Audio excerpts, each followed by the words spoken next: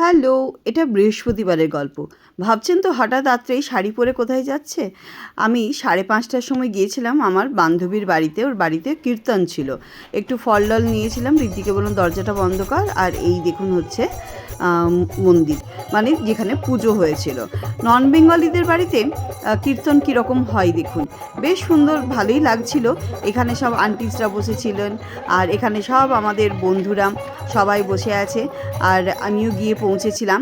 Office করার পরই পৌঁছেছি। অ্যাকচুয়ালি পুজোটা আগেই হয়ে গিয়েছিল সকালবেলায়। সেই সময় আসাটা ভীষণই চাপের। তাই আমরা একটু বিকেল বেলায় এসেছিলাম। খুব ভালো লাগছিল। খুব সুন্দর গান বাজনার সাথে কীর্তন হচ্ছিল এবং সব বন্ধুদেরকে বলছিলাম কি যে এপাশে তাকাও, যেহেতু আমার বান্ধবী আমাকে দায়িত্ব দিয়েছিল কি যে একটু ক্যাপচার করার জন্য। পুজোটা বেশ ভালোই হয়েছে, সুন্দরভাবে কীর্তন হচ্ছিল। উইকডেজ হয়ে গেলে একটু অসুবিধে হয় বটে, কিন্তু বন্ধু যখন ডেকেইছে কীর্তনে, নাও তো তাকে বলতে পারা যায় না। এই হচ্ছে আমার বান্ধবী, তার হাজব্যান্ড। এদেরই বাড়িতে কীর্তন হচ্ছে। আর সেদিনকে ওর একটি মাত্র মেয়ে কাব্যার জন্মদিন। সেই জন্মদিন উপলক্ষে আর গৃহ শান্তি সুখ সমৃদ্ধির জন্য এরা পুজো করেছে এবং পুজোর পর প্রত্যেককে ইনভাইট করেছে বাড়িতে কীর্তনে আসবার জন্য। এই রকম কীর্তন পার্টিকে এইভাবে হচ্ছে ওরা হায়ার করে নিয়ে এসেছিল। আর এদের কীর্তনে নাকি নাচ গান করতেই হবে, মানে না নাচ করলে সেটা নাকি শুভ নয়। তাই ওর যে শাশুড়ি মা আছে, সেই শাশুড়ি মা প্রত্যেককে বলছে উঠে দাঁড়াও, উঠে নাচো, না নাচ করলে সেটা নাকি শুভ হবে না।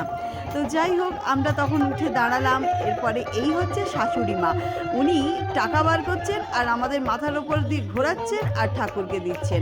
ব্যাপারটা বেশ অভিনব ছিল আর দেখতেও ভালো লাগছিল। আর শাশুড়ি বৌমার নাচ দেখুন। আর এই পাশে আমরাও গোল গোল করে ঘুরে বেশ নাচ করতে শুরু করলাম।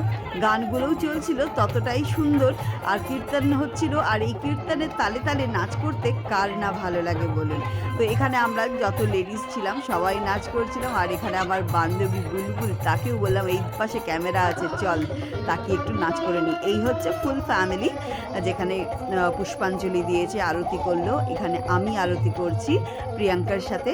এইভাবে আমরা বেশ সুন্দরভাবে পুজোটা শেষ করলাম এখানে আরতি নিয়ে।